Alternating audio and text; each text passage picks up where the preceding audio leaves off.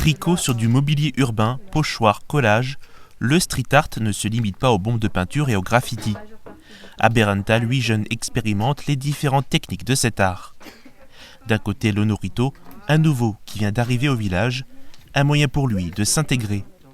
De l'autre, Mae, une habituée de l'atelier qui développe ses compétences en graphisme.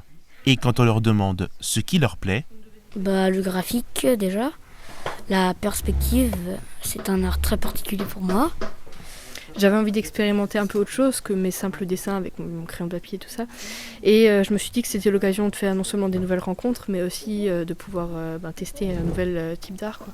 les animateurs de l'association Planet Jeune leur donnent des consignes de réalisation à respecter.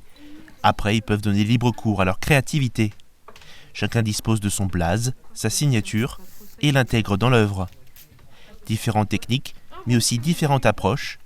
Entre les grandes métropoles et la ruralité, les thèmes du street art diffèrent.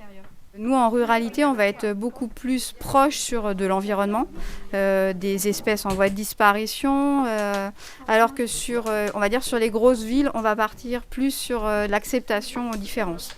Des travaux qui convergent vers un ultime objectif. Le gros projet final, ce serait de pouvoir faire un mur dans notre village ou réhabiliter le City Stade. Heureusement, on a des maires qui nous offrent des espaces et des futures collaborations. Des nouveaux lieux d'expression pour ces artistes en herbe. L'ensemble de leurs réalisations seront exposées prochainement à la médiathèque Joseph Schaeffer de Beach.